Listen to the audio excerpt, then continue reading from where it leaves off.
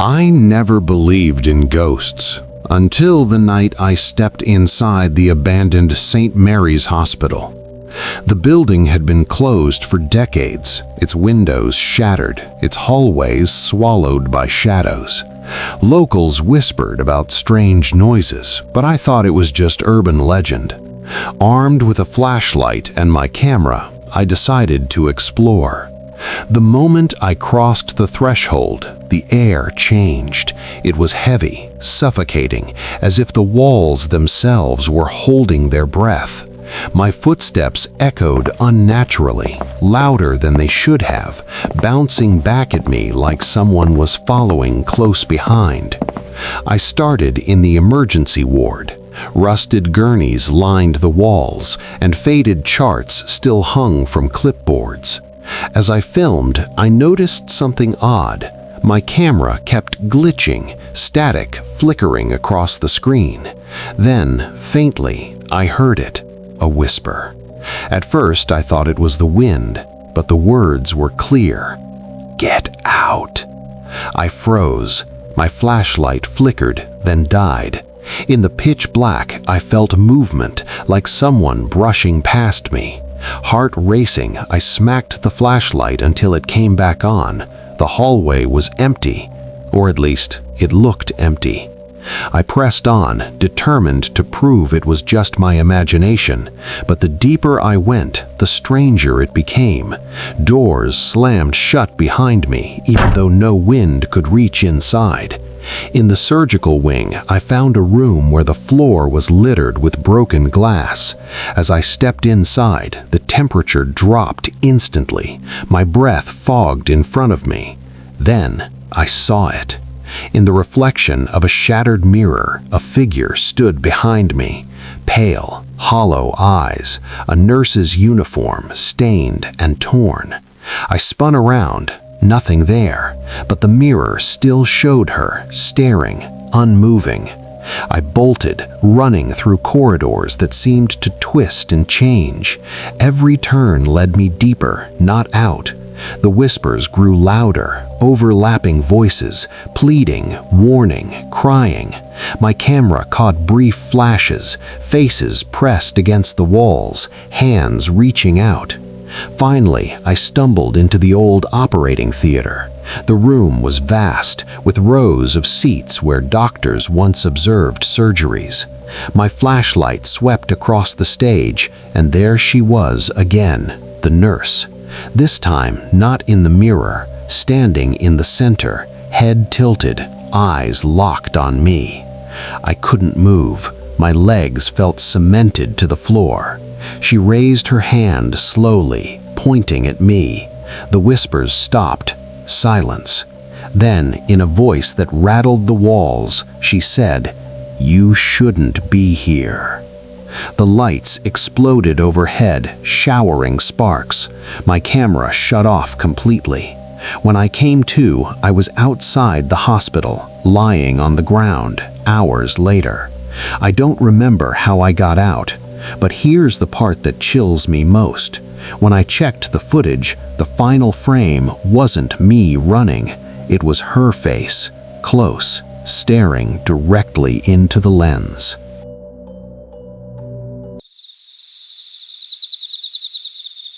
We thought it would be fun, just two friends, me and Daniel, exploring the old Crestwood Hospital with our cameras. Everyone in town said it was haunted, but we laughed it off. We wanted footage for our channel, nothing more. The hospital loomed like a giant skeleton, windows shattered, vines crawling up its walls. As we stepped inside, the air turned heavy. Our flashlights cut through the dark, revealing hallways that seemed endless. At first, it was quiet, too quiet. No rats, no dripping pipes, just silence pressing against our ears. Then Daniel whispered, "Do you hear that?"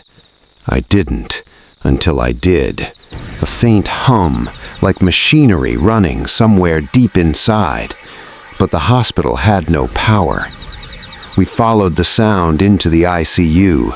Beds stood neatly in rows, sheets yellowed with age. One bed was different, perfectly made, crisp white sheets. Daniel reached out to touch it, and the hum stopped. The silence was deafening. Suddenly, the door slammed shut behind us. Our flashlights flickered. I felt something brush past my arm. Daniel grabbed my shoulder, his face pale. "We're not alone," he said. We tried the door. It wouldn't budge. Then, from the far end of the room, a figure appeared. Not monstrous, not grotesque. A nurse, pale, tired eyes, uniform faded. She didn't move towards us. She just stood there, watching. Daniel whispered, "She's blocking the exit." My heart raced, but instead of attacking, she raised her hand and pointed to the ceiling. We looked up. Pipes rattled, dust falling. A loud crack echoed, and part of the ceiling collapsed where we had been standing seconds before. She had saved us. But the hospital wasn't finished with us. As we ran through the corridors, doors slammed shut, trapping us in twisting hallways. Our cameras glitched, showing flashes of faces pressed against the walls, hands reaching out. Daniel screamed as something grabbed his leg, pulling him down. I yanked him free, and we bolted. Finally, we stumbled into the old operating theater. The nurse was there again, standing in the center. She didn't look angry. She looked sad. Her lips moved, but no sound came. Then, faintly, we heard her voice inside our heads. "Leave, now." The lights exploded overhead, sparks raining down. The doors swung open. We didn't hesitate. We ran. When we burst outside, the night air hit us like a wave. We collapsed on the pavement, gasping, shaking, alive. Hours had passed, though it felt like minutes. Later, when we checked the footage, the final frame wasn't us escaping. It was the nurse, standing in the theater, watching us leave. Her expression wasn't terrifying. It was sorrowful, almost relieved. We survived, but Crestwood Hospital didn't want us there. And maybe, just maybe, the nurse wasn't trying to hurt us. She was trying to protect us from whatever else still lingers inside.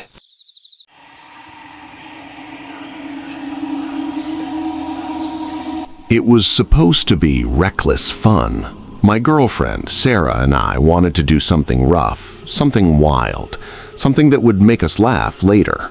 So we chose the one place everyone warned us about, the abandoned Hillcrest Hospital.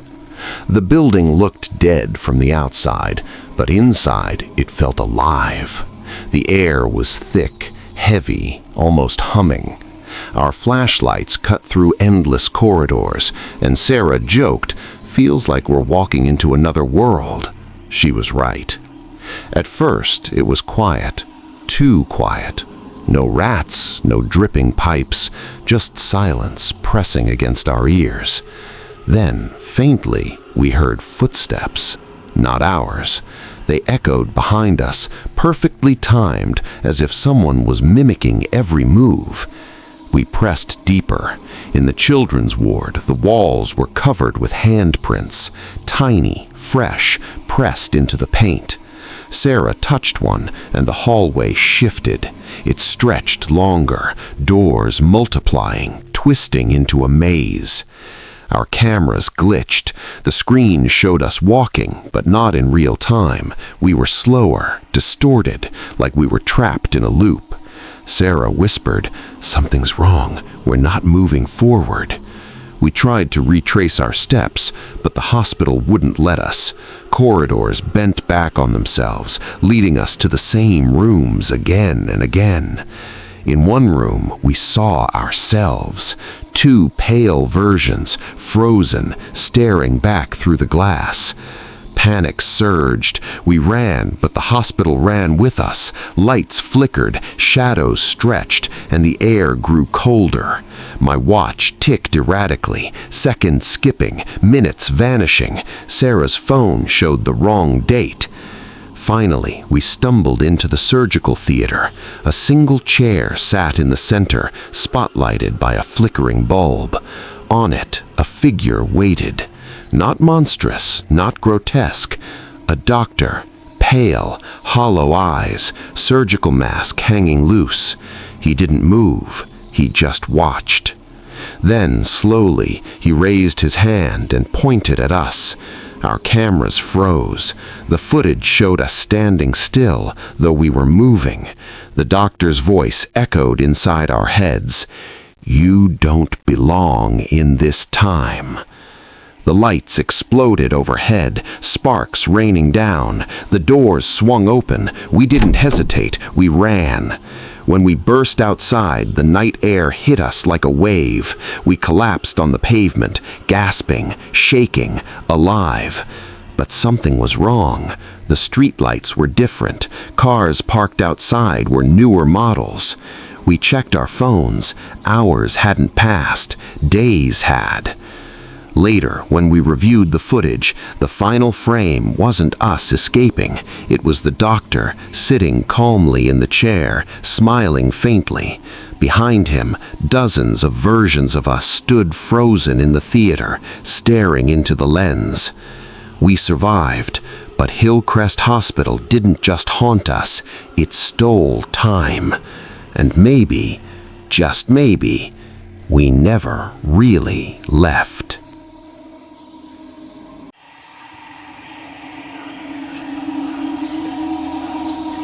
The story doesn't begin when I entered the hospital. It begins when I found the tape.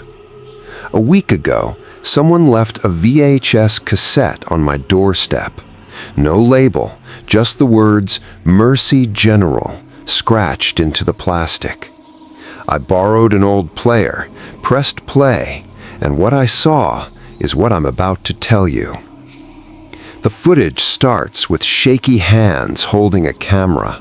A man's voice, my own, says, "If anyone finds this, don't go inside." But then the tape rewinds itself, showing me walking into the hospital anyway. The corridors are wrong. Every time the camera pans, the hallways rearrange. Doors appear where there weren't any. Signs flicker with different words. The building isn't abandoned. It's shifting, alive. In one shot, I'm laughing nervously, saying, "It's just a building." But the next frame shows me screaming, sprinting, the walls bending like rubber. The tape jumps forward, backward, never in order. Then comes the operating room. The camera lingers on a gurney. A body lies there, covered by a sheet. I pull it back, and it's me. Same clothes, same face, eyes wide open. The tape glitches, rewinds, plays the moment again, but this time the body sits up. The sound is unbearable, static mixed with whispers. They don't come from the tape, they come from the walls of my apartment as I watch it. Stay, stay, stay. The final minutes are the worst. The camera shows me trying to leave. I reach the front doors, but every time I push them open, I'm back in the children's ward, over and over. The tape loops, trapping me inside. Then, suddenly, the footage cuts to black. A single frame flashes, the hospital exterior, but in the window, I see myself staring out, pounding the glass, begging to be let out. I stopped the tape, heart racing, but when I looked at the VHS, it was gone, just an empty case. And here's the part that keeps me awake. I don't remember filming any of it. I don't remember going inside Mercy General, but the shoes I wore in the tape, they're sitting by my door, covered in dust.